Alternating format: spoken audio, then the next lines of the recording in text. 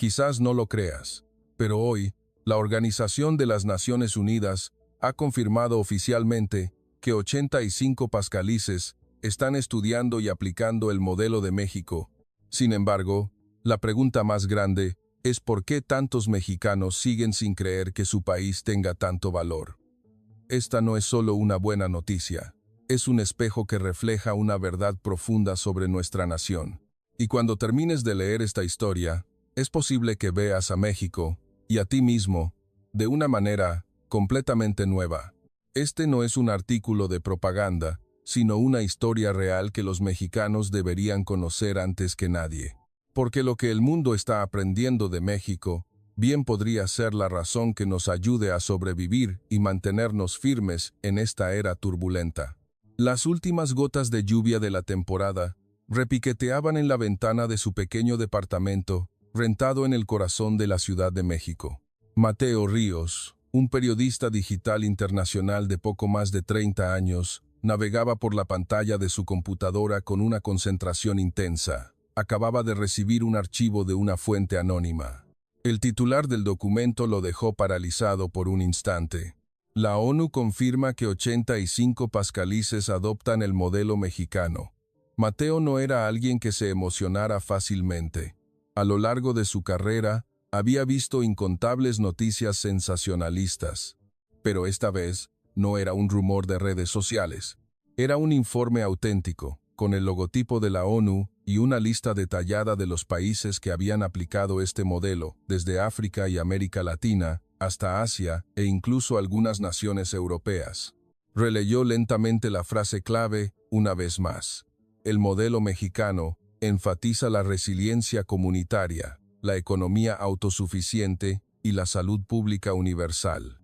Tres conceptos que se subrayaron en su mente: comunidad, autosuficiencia y salud para todos. Mateo trató de recordar cómo el mundo había visto a México en los últimos años. A veces, México era elogiado por su gastronomía y turismo. Otras, cuestionado por problemas políticos o impresiones superficiales. Pero esto era un reconocimiento a nivel estructural, a nivel de pensamiento. Era como si el mundo estuviera diciendo que México no solo tenía sonrisas amables, sino también una forma de pensar que el mundo entero podía adoptar. Lo extraño era que esta noticia no recibía en los medios nacionales la atención que merecía.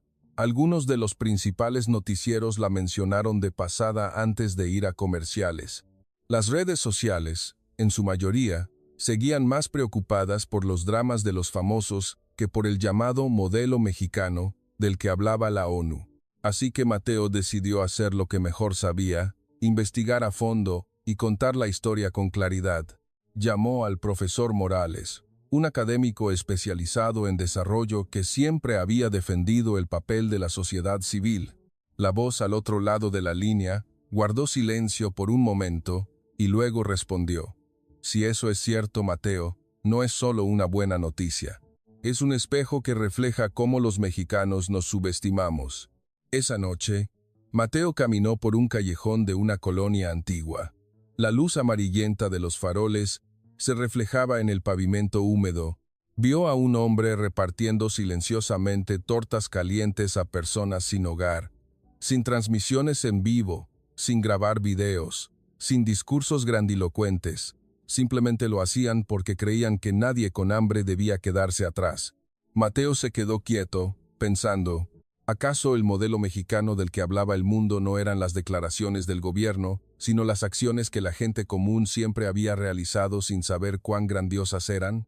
Esa misma noche, escribió un titular en su libreta con letra decidida: 85 pascalices aprenden del modelo mexicano. Pero los mexicanos aún no creen en su propio valor. Y ese fue el punto de partida de un viaje que le mostraría un México que nunca había conocido. A la mañana siguiente, Mateo tomó un autobús hacia un pequeño estado que no era un destino turístico popular.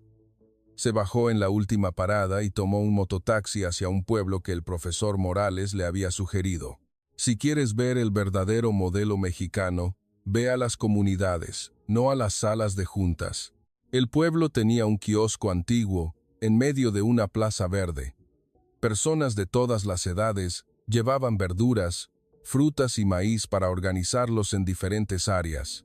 Parecía un mercado, pero nadie vendía, solo había un cartel de cartón que decía, intercambio comunitario, toma lo que necesites. Mateo le preguntó a una mujer de mediana edad que estaba acomodando sacos de frijol. Era doña Elena, quien sonrió antes de responder. Durante la pandemia de COVID, todos la pasamos mal, mijo. Empezó con los que tenían compartiendo con los que no, y de ahí seguimos, porque de verdad ayudó a que todo el pueblo se mantuviera en pie. Él miró a su alrededor y vio otro pequeño letrero que decía, Almacén comunitario de granos. Cada familia cultiva al menos 3 tipos de plantas. En otra esquina, había contenedores de compostaje, sistemas para recolectar agua de lluvia y hileras de vegetales distribuidos de manera científica. Mateo comenzó a entender que la palabra autosuficiencia no era un concepto elegante de los libros de texto, sino un sistema de seguridad construido sobre la cooperación. La gente de aquí no era rica, pero no se derrumbaba fácilmente porque tenían como base el apoyo mutuo. Conoció a la maestra Sofía, una maestra de primaria del pueblo. Tenía una sonrisa amable, pero sus ojos brillaban con una fuerza inquebrantable. Lo llevó a ver una clase donde los niños aprendían una materia muy especial, diseño de vida. Una niña se puso de pie para responder una pregunta. Maestra, yo quiero hacer un huerto orgánico, porque veo que mis papás trabajan muy duro y quiero que mi familia tenga más ingresos, pero sin pedir muchos préstamos. La respuesta dejó a Mateo atónito. No era solo la ternura de una niña, sino una mentalidad más madura que su edad, una que pensaba en la sostenibilidad antes que en el lujo. La maestra Sofía le susurró, los niños mexicanos son muy listos, señor, pero les hemos enseñado a perseguir el éxito de otros, olvidando preguntarles qué es la verdadera felicidad. Mateo reabrió el documento de la ONU. Se dio cuenta de que uno de los pilares del modelo mexicano era construir la resiliencia de la comunidad sin depender de las grandes corporaciones. Eso significaba que el mundo estaba buscando una fórmula para sobrevivir en una era donde los desastres naturales, las crisis económicas y las pandemias eran cada vez más frecuentes. Antes de irse, doña Elena le puso una bolsa de verduras en la mano y le dijo, llévatelas, mijo, son del campo, pero limpias. En la ciudad es difícil encontrar así. Mateo la aceptó, sintiendo que sostenía una respuesta tangible. Subió al mototaxi de regreso, con un torbellino de pensamientos. ¿Por qué cosas tan grandiosas como esta nunca se contaban con la suficiente fuerza? ¿Por qué los mexicanos tenían que esperar una confirmación de la ONU para empezar a creer en sí mismos? Y mientras el vehículo pasaba junto a los campos de maíz verde, escribió en su libreta, el modelo mexicano es la fuerza de la gente pequeña que, unida, se vuelve extraordinaria. Mateo regresó a la Ciudad de México con un nuevo plan. Quería verificar el segundo pilar que la ONU había elogiado, un sistema de salud pública universal y accesible. Inmediatamente pensó en un término que muchos decían de memoria, pero sin darse cuenta de cómo había cambiado la vida de tantas personas. Promotoras de salud comunitaria. Fue a una colonia popular junto a las vías del tren, donde las casas de madera se apretaban como fichas de dominó. El sonido de los niños jugando se mezclaba con el estruendo del tren al pasar. Mateo se reunió con Carmen, una promotora de salud de unos 40 años, que vestía una camisa azul descolorida, pero cuya mirada brillaba como la de alguien que nunca había dejado de servir. ¿En qué consiste su trabajo?, preguntó Mateo. Carmen sonrió levemente. Pues soy como un puente, joven. La gente pobre a veces no se atreve a ir al hospital. Les da miedo el costo, que los regañen, que los miren feo. Yo voy. Les explico, los acompaño, les ayudo a hablar con los doctores, lo guío a través de estrechos callejones, y se detuvo frente a una casa. Un anciano estaba sentado, tosiendo con tanta fuerza que todo su cuerpo temblaba. Carmen se arrodilló a su lado y le tomó la mano. No está solo, abuelo. Déjeme llamar al doctor para que venga a verlo. No había actuación ni formalidad. Era compasión sincera, un cuidado como el de un familiar. Mateo observó y comprendió de inmediato. El sistema de salud pública de México, que el mundo mencionaba, no se trataba solo de grandes hospitales o maquinaria moderna, sino de esta red de personas, cuidándose unas a otras en la distancia más corta posible. Continuó hasta un centro de salud del barrio. Una doctora llamada Isabel le explicó: cuando hay una epidemia, lo importante no es solo la cura, sino que la información llegue a todos los grupos.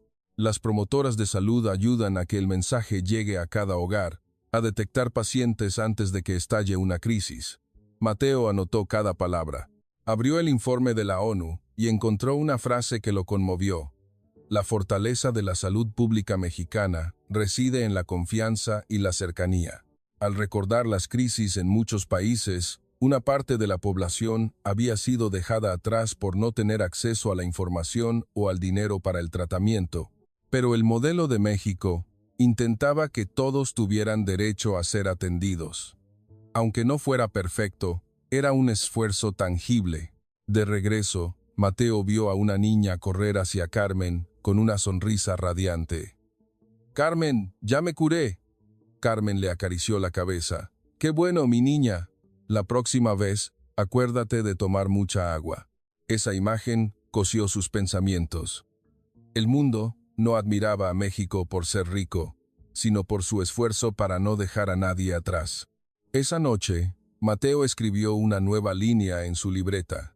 El modelo mexicano es el cuidado de persona a persona, no un sistema frío e impersonal. En la sociedad urbana, las palabras autosuficiencia o saber tener suficiente a menudo se malinterpretan como rendirse, no atreverse a soñar, no querer enriquecerse. Pero Mateo estaba a punto de encontrar la prueba de lo contrario. Era el sistema inmunológico que permitía a las personas sobrevivir en un mundo volátil. Tomó un autobús a un estado del Bajío para encontrarse con don Ramiro, un agricultor de 60 años mencionado en el informe como ejemplo de un sistema alimentario familiar sostenible. Su casa era una construcción sencilla de 3 habitaciones, rodeada de un huerto, un pequeño estanque de peces y un huerto de frutales, no grande pero tan próspero como un ecosistema en miniatura. Don Ramiro contó: «Antes, yo solo sembraba maíz. Los coyotes me decían que si sembraba mucho, me haría rico. Al final, los precios eran inestables. Las deudas se acumularon y casi tuve que vender mi tierra». Sonrió con amargura. «Así que cambié de rumbo. Dejé de buscar atajos y empecé a caminar por un sendero donde mis pasos fueran firmes». Mateo lo siguió para ver su cultivo de hongos, sus gallinas de corral y sus hileras de vegetales intercalados. Estos son ingresos de muchas fuentes. Si la sequía mata las verduras, todavía tengo los peces, los hongos, los huevos. El sistema entero no puede colapsar, dijo don Ramiro lentamente, pero cada palabra era una lección. Mateo comenzó a entender que la economía autosuficiente no significaba dejar de desarrollarse, sino desarrollarse sin arriesgarse a la ruina total. Se trataba de equilibrar las necesidades con las propias capacidades. Y lo más importante, no construir una vida sobre deudas. También conoció a Lucía, una joven de la nueva generación que había regresado de la ciudad a su pueblo para emprender con una marca de mermeladas artesanales. Usaba la tecnología para vender en línea, pero se mantenía firme en su principio de no crecer demasiado rápido. «No quiero expandirme al punto de tener que pedir demasiados préstamos. Quiero ir lento, pero seguro. Los clientes vuelven porque confían en nosotros». La palabra confianza apareció de nuevo, compartiendo el mismo ADN que la salud comunitaria. Mateo pensó en la economía mundial de los últimos años, sacudida por la guerra, la inflación, los desastres naturales. Muchos países comenzaban a buscar una mentalidad que ayudara a la gente a valerse por sí misma, no solo a ser rica en los gráficos, sino a estar firme sobre la tierra. Antes de irse, don Ramiro señaló a lo lejos y dijo: «En la vida no se trata de ganarles a todos, mijo. Con ganarle a la propia codicia ya es bastante difícil». Esa frase se clavó en los pensamientos de Mateo. Esa noche, sentado en el autobús de regreso a la ciudad, con las luces tenues y la mayoría de los pasajeros dormidos, abrió su libreta y escribió una frase que resumía la lección. La economía autosuficiente es enriquecerse sin colapsar y mantenerse en pie incluso cuando el mundo tiembla. Mateo ya sabía que el modelo mexicano no eran solo palabras vacías, pero todavía se preguntaba por qué hasta 85 pascalices lo estaban aplicando. Esto no podía ser una coincidencia. Debía haber un momento en la historia del mundo que hizo que la respuesta al estilo mexicano fuera la elegida. Se puso en contacto con expertos extranjeros a través de su red de periodistas y entrevistó a María, una gestora de proyectos de desarrollo de una nación africana. Ella le contó: solíamos pensar que la ayuda consistía en enviar dinero, pero cuando el dinero se acababa, el problema seguía ahí. Al estudiar el caso de México, nos dimos cuenta de que la fuerza proviene de la comunidad y de permitir que la gente local diseñe sus propias soluciones. Esa frase resonó en el propio México. La comunidad no puede esperar simplemente órdenes de arriba. Mateo leyó la lista de países que habían aplicado el modelo. Algunos optaron por aprender sobre los almacenes comunitarios de alimentos. Otros aplicaron el sistema de voluntarios de salud. Otros más usaron la mentalidad de autosuficiencia para reconstruir la estabilidad después de una crisis económica.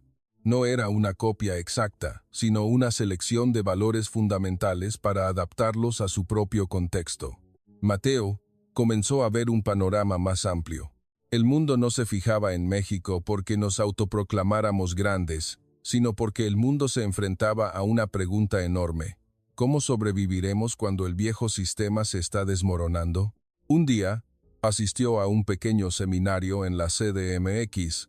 Un académico extranjero dijo una frase que Mateo tuvo que anotar de inmediato: la fuerza de México no radica en su perfección, sino en su pragmatismo y su humanidad. Esta frase le recordó la imagen de doña Elena organizando el almacén de alimentos, a Carmen arrodillándose para tomar la mano del anciano que tosía, a don Ramiro no persiguiendo la codicia. Todo era humanidad, sin necesidad de aplausos. Pero al mismo tiempo, Mateo vio una ironía dolorosa. Mucha gente en México todavía despreciaba lo ranchero. Todavía pensaba que el éxito debía parecerse al de los países grandes. Todavía creía que las cosas buenas debían venir del extranjero. Mateo empezó a comprender que esta noticia era importante no por el número 85, sino porque planteaba una pregunta para los propios mexicanos. ¿Cuándo reconoceremos nuestro propio valor? Se sentó en los escalones del edificio del seminario, mirando el cielo del atardecer, y pensó: quizás el mundo no necesita que México sea grande como una superpotencia. El mundo está diciendo que México tiene algo que a las superpotencias les falta: la capacidad de ayudarnos unos a otros para sobrevivir juntos, sin importar cuán pequeños seamos. Esa noche, escribió una conclusión en su libreta: 85 pascalices no están pidiendo prestada la fama de México, están pidiendo prestada su verdad. El artículo de Mateo comenzó a difundirse en pequeños círculos. Algunos lo compartieron con orgullo, pero muchos otros comentaron: están bromeando. ¿México un modelo a seguir para quién? ¿La ONU lo confirmó de verdad o es otra fake news?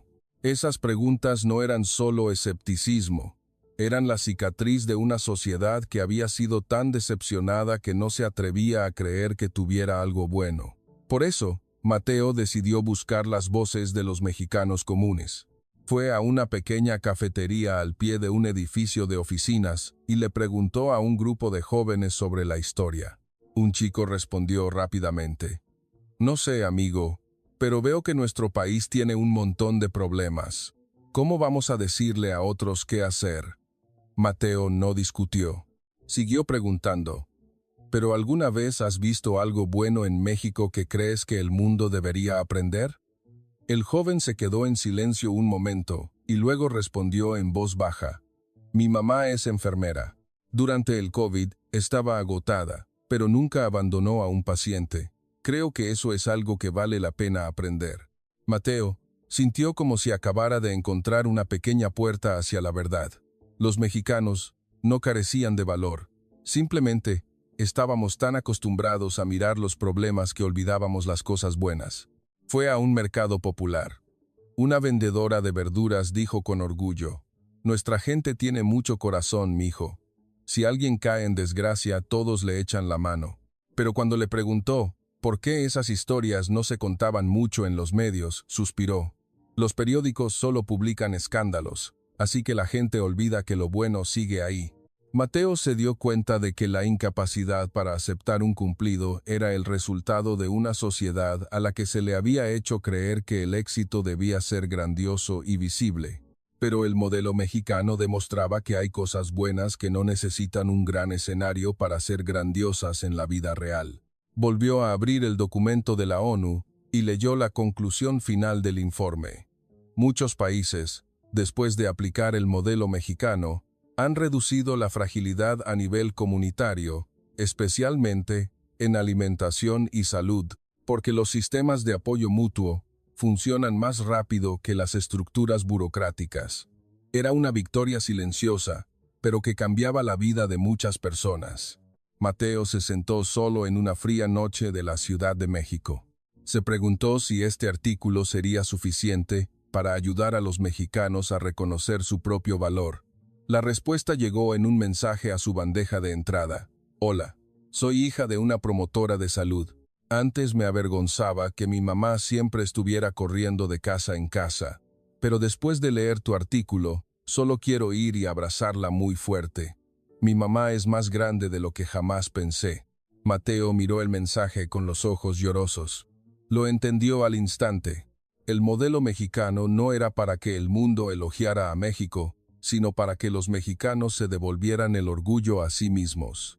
Esa noche escribió: «A veces, la ONU no hace una confirmación para que el mundo crea. La hace para que México crea en sí mismo». La ola comenzó a crecer. Algunos medios de comunicación empezaron a dar seguimiento al artículo de Mateo. Algunas personas comenzaron a investigar qué era realmente el modelo mexicano y por qué se valoraba a nivel internacional. Pero Mateo sabía que si quería que esta historia se convirtiera en una fuente de fortaleza y no solo en una moda pasajera, tenía que ir más allá de una buena noticia temporal. Se puso a trabajar en un cortometraje documental, reuniendo imágenes del pueblo con el almacén de alimentos, el sistema de promotoras de salud, los modelos de agricultura mixta y las voces de los jóvenes que habían regresado a sus lugares de origen para construir pequeñas empresas de manera sostenible. Tituló la película: «México no es pequeño, solo no hemos sabido mirarnos por completo». El día del estreno, en un pequeño cine de arte, no había mucha gente, pero en el silencio de la sala, Mateo escuchó sollozos desde la fila de atrás. Era una mujer de mediana edad que apretaba con fuerza la mano de su esposo. Al final de la película, se acercó a él y le dijo: «Mi esposo es conductor de ambulancia. Nadie nunca ha reconocido su trabajo, pero hoy sé que lo que hace es inmensamente valioso». Otro era un estudiante de un estado rural. Dijo: «Yo pensaba que tenía que huir a la gran ciudad para triunfar, pero ahora empiezo a ver que mi tierra también puede crear un futuro si construimos un sistema que la ayude a sobrevivir». Mateo sonrió entre lágrimas, porque sabía que el punto de inflexión no estaba en el número de vistas, sino en que la gente comenzara a pensar diferente, a ver el valor en sus propias raíces. Después de la proyección, regresó a casa agotado, pero con el corazón lleno de fuego. Reabrió el documento de la ONU y leyó una frase que había leído muchas veces, pero que esta vez era más clara que nunca. El modelo mexicano es transferible porque se basa en valores, no en el lujo. Valores. Esta palabra hizo que Mateo pensara en conceptos simples como la calidez humana, el compartir, vivir con lo suficiente y el espíritu de no dejar a nadie atrás.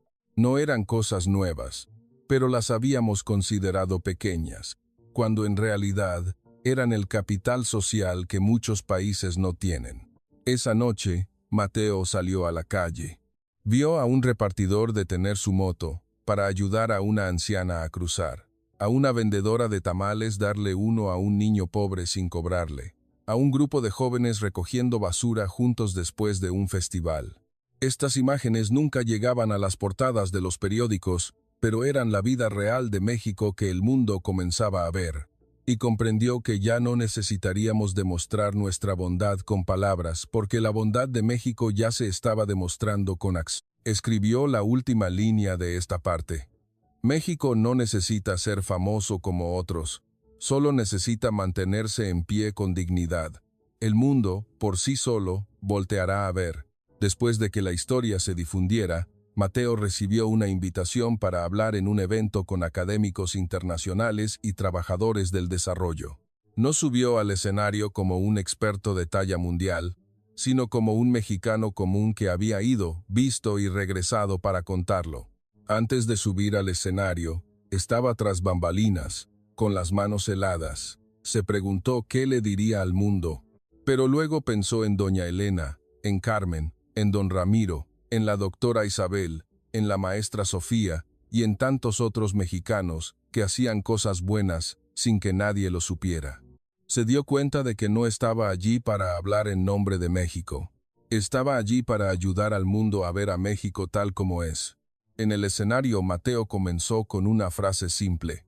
Muchos creen que el modelo mexicano son grandes proyectos, pero en realidad son las pequeñas intenciones de gente común repetidas todos los días.